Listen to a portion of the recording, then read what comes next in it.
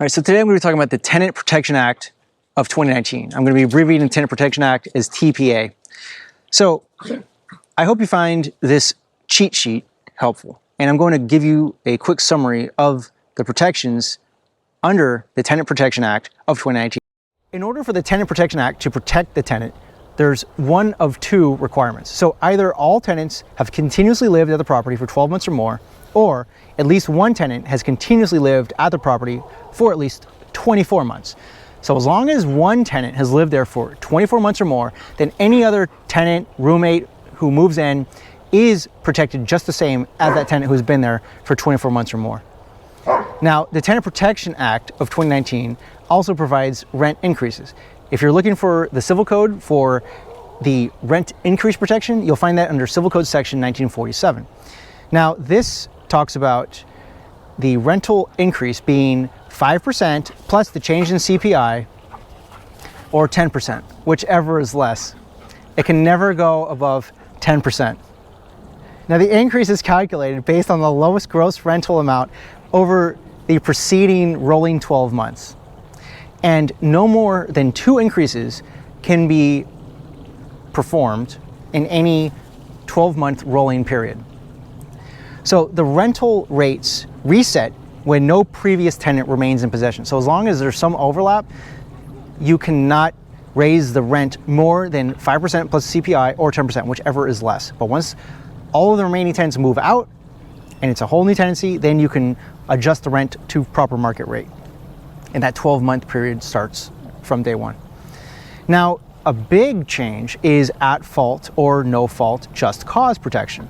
This means that you can no longer evict your tenant without deciding and describing whether the eviction is no fault or at fault just cause. And if it's no fault, that means the tenant's done nothing wrong. If it's at fault, the tenant has done something wrong.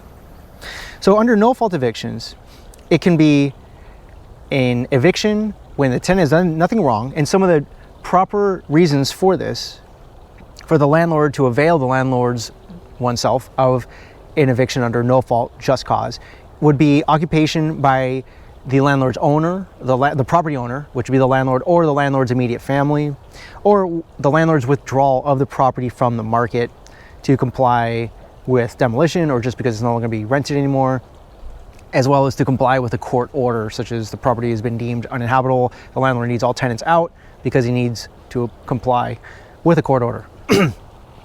Now, some of the at-fault just cause evictions where the landlord has a lawful basis to evict the tenant would be for, well, non-payment of rent, breach or nuisance or waste on the property, criminal activity, the tenant's refusal to renew the lease, the tenant's denial of the landlord's allowed entry with proper notice, failure to vacate by the tenant or the terminated employee. If this is failure to vacate by the tenant or terminated employee, would also be a basis to evict the tenant under at fault just cause. If the employee has a tenancy that's subject to the tenant's continued employment with the landlord or property owner, and that employment has been terminated, then so has the tenant's tenancy. Finally, relocation assistance. So if there's a no fault eviction, such as the reasons I talked about earlier, moving in, so relocation assistance might need to be offered. This is under Civil Code Section 1946 for a no fault eviction. And this would be, again, for things such as, but not necessarily limited to, the landlord wishing to move in to the property, wishing to move in the landlord's family, taking the property off the market to comply with the court order, or just taking the property off the market because the landlord's just done.